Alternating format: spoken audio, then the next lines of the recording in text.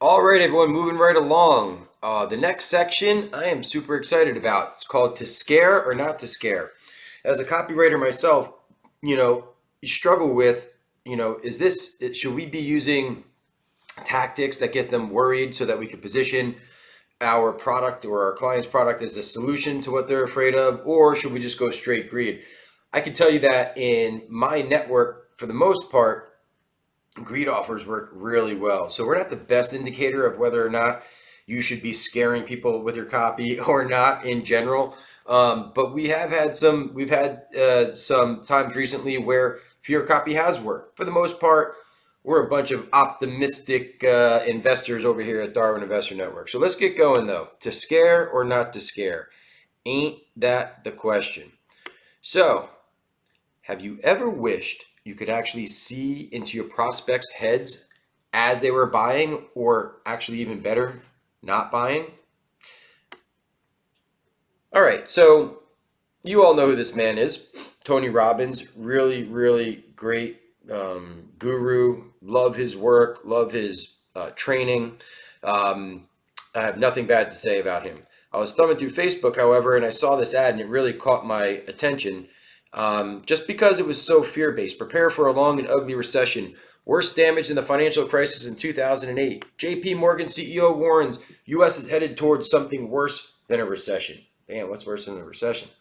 So I was not used to seeing that from him. So I went ahead and looked in the chats, and it was really very interesting what I saw there. I'm going to show you that in just a minute. But it really does beg the question, are we in a fear market? And if so, should we be marketing fear or greed? And I got to tell you, that's a great question. Thanks for asking. So, first off, are we in a greed market? This is probably one of the only times I'm going to point you to CNN, but I think this is a pretty cool tool. So, this is their fear index. It's at cnn.com/markets/fear and greed. And when you go there, you can see this updates. I don't know if it's in real time or I don't know if it's certainly daily.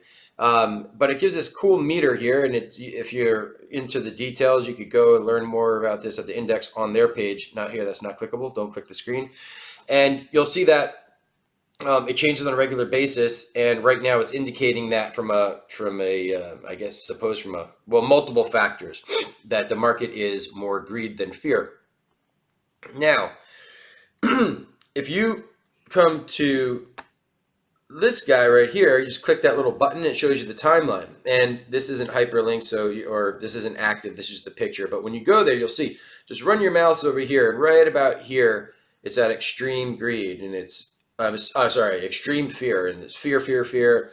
I think over here was like neutral, greed, fear. So up and down and up and down. But if you were using this to write your copy, you know, or create your promos rather, and you have like a fear-based promo, you can't just pause that thing and swap it out for or pause it and then get another promo get going that's for greed, and then you have another one that's for fear and greed and fear and greed and fear. What you can do is use this for a little bit of guidance as to whether you should be leading with fear or greed in your emails or your ad copy as a whole. But from a promo creation standpoint, it's all over the place, and it's going to be kind of challenging to build products and launch them based on this information. So I wouldn't use it for that. I would just use it to see what's like going on. So a second resource that will be very helpful for you is your friendly Darwin team. Here's us. We were together in South Florida, or most of us in South Florida recently, doing some planning for the end of the year and beginning of 2023. And what's great is when you work with us, if you ask us, we have access to hundreds of creatives and their results. So without telling you who's doing what or anything specific, we can let you know if fear or greed is working in our network right now. Now, I will say that if it's greed and working in our network, that doesn't mean that we're in a greed market. Our network tends to skew towards greed. But it is a really good indicator as to how you can market in our network. And we do have a good sense of the types of offers that are coming in and could help you a little bit. If you're one of our clients and you're wondering what you should be focusing on upstream, again, not going to be great for product creation because we're in a time where who knows what next month's going to be like. So it's very, very fluid. All right, so back to, I just wanted to give you these resources. One of them was us. The other one was just something you could go to online. But I want to go back to the Tony Robbins ad, and I want to go back to what I saw. I'm going to go through a little exercise here. So if you remember, I said, wouldn't it be great if you could see into your prospects' minds as they were buying or not buying?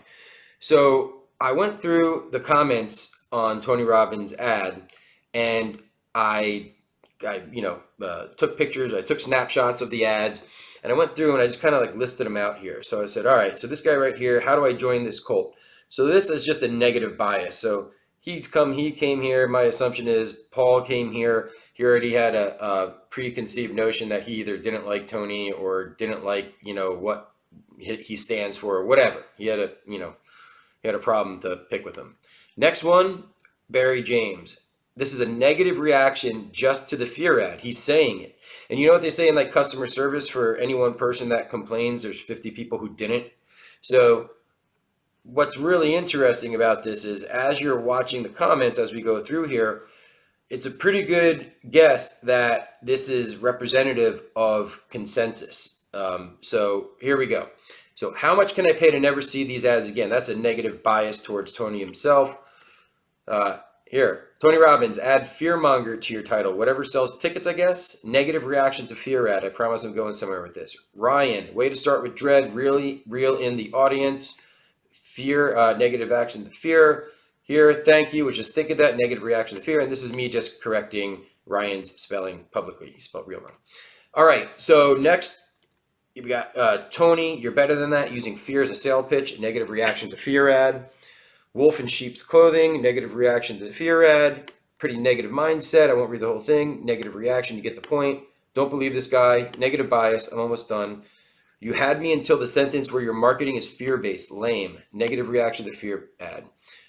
Negative reaction to fear ad. Negative bias. Negative reaction to fear ad and negative bias. All right, so where the hell am I going with all this? I'm going to ask you to use your imagination for a minute, because I want to take what we just saw and I want to apply it towards a media buying situation. But the numbers have to be statistically relevant. So what we're going to do, I've already categorized them into two different groups. Actually, there's a third you'll see in a second. And then I simply multiplied the comments by 200 to create a statistically relevant set of figures. So that would leave us with 2,000 people who reacted negatively towards the fear-based ad, 2,000 people who expressed a positive bias, and I'll explain that in a second, and 1,000 people who expressed a negative bias. So 2,000 reacted negatively towards the fear-based ad specifically, 2,000 expressed positive bias, and 1,000 expressed negative bias. So here's what getting the greed or fear messaging wrong during uncertain marketing conditions specifically can mean to you if you're investing in media. There's some assumptions we have to agree upon first. Remember, this is hypothetical, but you never know what's going on through people's head. It's really interesting that with social media, you can kind of see it. So here we go. And that was responding to an actual paid advertisement. So assumption number one, by typing something positive or neutral about Tony, which half of them did, in the comment section of that ad, we're going to go ahead and assume that this person is a potential buyer of his promo. Potential. Assumption two, by typing something negative about Tony without commenting on him using fear as a hook in his ad, means they have a negative bias and will most likely not be a potential buyer of this promo. Remember, we multiplied that by 200 and there's 1,000. Assumption number three, by typing something negative about using fear specifically as a hook in his ad, they're turned off from Tony, at least for now, and will most likely not be a potential buyer of this promo, at least for now. And then assumption four, for the purpose of this exercise, like I was saying before, let's imagine that the percentages I'm about to show you represent the same percentage of any larger sample set of paid traffic to your promo page. So said differently, we send 10,000 people to your promo page or to your opt-in page or whatever. You're getting a mixed bag of preconceived notions about your company. You're getting people who are like perma bears who are like, it's never going to get better ever. You have people who are super, super optimistic that are out of their mind, so you're going to have the full gamut here. So that means that the positive bias, the potential buyers, there were 2,000 of them, which equals 40% of the traffic. Turned off by fear, by the fear in the ad itself and no longer a likely buyer, at least not right now, that would be 2,000 people come to the page, or 40%. And then there was the negative bias. They showed up not liking them, right? So they're already not likely a buyer. That was 1,000, or 20%. Here's what this would work out to if you were paying for media. And this is actually happening to you. I mean, I'm using hypothetical numbers, but there's a reason why only 1.5% of people on average, convert into a video sales letter. And that leaves everyone else who doesn't. They're leaving for all sorts of reasons. You just don't know what they are. So in this scenario, you have 5,000 clicks. Let's assume there's a $4 cost per click. That would make the total cost $20,000. What that means is 3,000 of the visits to your promo are unlikely to buy based on this hypothetical situation. 2,000 turned off by the fear ad, and 1,000 turned off. They were already turned off, right? Which means your total wasted budget was $12,000, or 60% of your spend. So, right, that's a lot, 60% of your spend. And the reality is, not much you could do about the negative bias, but 2,000 of those clicks, right, which equals up to $8,000, of that wasted budget was avoidable by simply not challenging their belief system in the ad, right? So all those people who are like, shame on you, right? All those people who are like, shame on you, that was a gut reaction for them. They had to say something. So wouldn't it be amazing if you could wipe out some or even all of that wasted budget? Yes, it would. So you're probably thinking, based on what I just said, Mike, all we have to do is switch to greed copy, right? I mean, we're pissing the people off with fear. We just switch to greed, problem solved. The reality is, I don't know, maybe not, could be.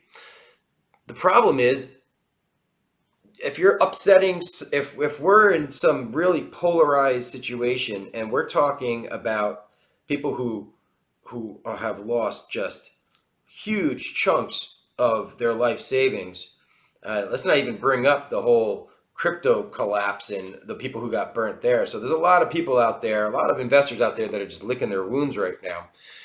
So, and then same thing though, maybe they're fearful, maybe they're not. The point is that, like, unlike prior market conditions, like everything leading up to basically this last May, you had a really good chance of launching a greed promo. And if you knew the right traffic sources to go to, you had a really great chance of launching a fear promo. Now, it's like a coin toss. Maybe it works, maybe it doesn't. So a better question is, what if you didn't have to pick one or the other? And that is what I'm going to show you next. You're about to learn about some new technology that we're launching that is extremely customizable, and I think you're going to love it. Be right back. I'm going to show you how to get the dog in the cage.